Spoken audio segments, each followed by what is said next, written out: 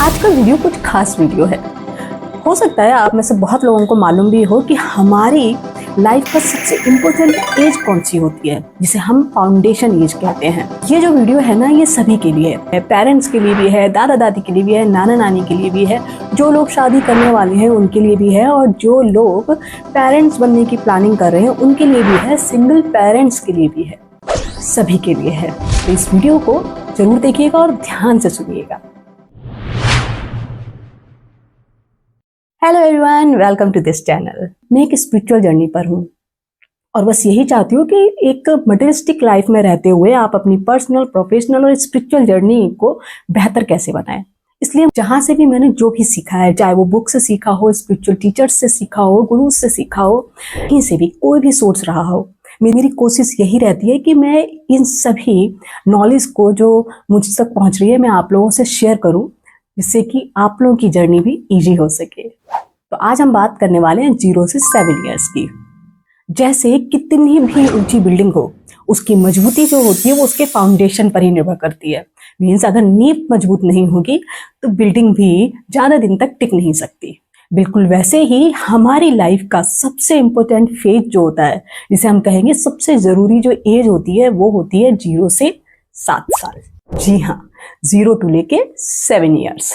According to universal law आप कह सकते हो या एनर्जी हीलिंग कह सकते हो, जो हमारी बॉडी होती है ना, तो हमारी बॉडी पर हर 7 इयर्स पर एक चक्रा पे काम होता है। मीन्स 0 से 7 इयर्स तक एक चक्रा पे काम होगा, फिर 7 से लेके 14 साल तक एक चक्रा पे काम होगा, फिर 14 से लेके 21, ऐसे 7 साल तक 7 चक्रा पे काम होता है। तो सबसे पहला जो टाइम होता है वो होता है 0 से 7 इयर्स, और इसमें काम होता है मूलाधार चक्रा पर। ये जो चक्रा होता है ये हमारे अंदर सुरक्षा का भाव लेके आता है, हमारी एक्टिविटी को इम्प्रूव करता है। मीन्स हम डर में जिएंगे या सुरक्षित महसूस करेंगे, हम आलसी होंगे या एक्टिव होंगे। इसका मतलब है कि हमारा पूरा व्यक्तित्व यानी पर्सनैलिटी हमारे शुरुआत के 7 सालों पे डिपेंड करते हैं। डायरेक्ट वे में हम अपने बच्चों की बात कर रहे हैं, क्योंकि हमारी एज तो आगे बढ़ चुकी है। तो जिस टाइम हम इस एज ग्रुप में थे उस टाइम में हर इंफॉर्मेशन बहुत इजीली अवेलेबल नहीं थी कि हमें स्पिरिचुअलिटी से रिलेटेड, मींस एनर्जी हीलिंग से रिलेटेड बातें आराम से पता चल जाएं, या फिर आयुर्वेदा के जो कॉन्सेप्ट है वो हम तक आराम से पहुंच जाएं। आज के टाइम में सब कुछ बड़े इजीली अवेलेबल हो जाता है, तो बहुत ज़रूरी है कि हम इन चीज़ों का फ़ायदा उठाएं और अपने बच्चों को सही डायरेक्शन दें। इस शुरुआती टाइम में, इस एज ग्रुप में अगर बच्चा बहुत असुरक्षित यानी अनसेफ फील करता है तो फ्यूचर में वो डर और एंजाइटी का शिकार रह सकता है। ये सिंपल सा है, जैसे मैंने अभी आपको बताया था, आपको बिल्डिंग का उदाहरण दिया था। बिल्डिंग की जो फाउंडेशन यानी नींव होती है वही उसकी मजबूती तय करती है। बिल्कुल वैसे ही हमारा जीवन आगे कैसा होगा फ्यूचर में, ये हमारा मूलाधार चक्र डिसाइड करता है। मूलाधार ही हमारा फाउंडेशन है, इसीलिए इसको बेसिक चक्रा भी कहते हैं।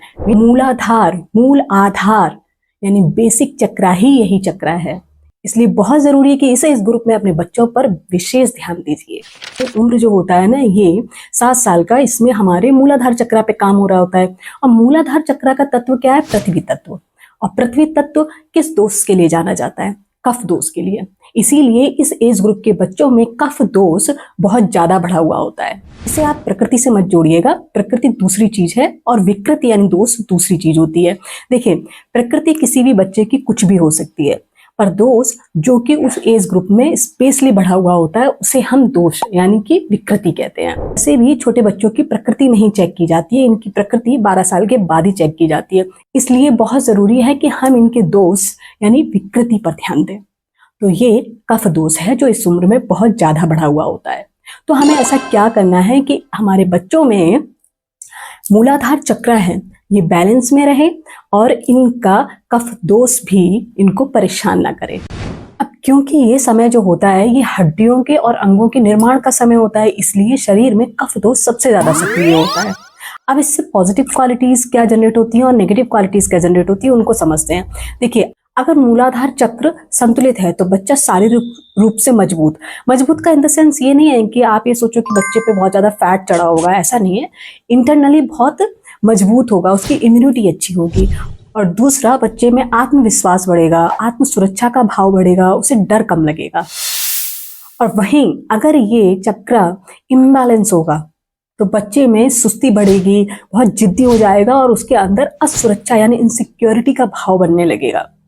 और यही वो समय होता है जब फ्यूचर में आने वाली एंजाइटी शरीर में घर बनाने लगती है, यानी कि उसकी जड़ें मजबूत होने लगती हैं। तो इसका सोल्यूशन क्या है?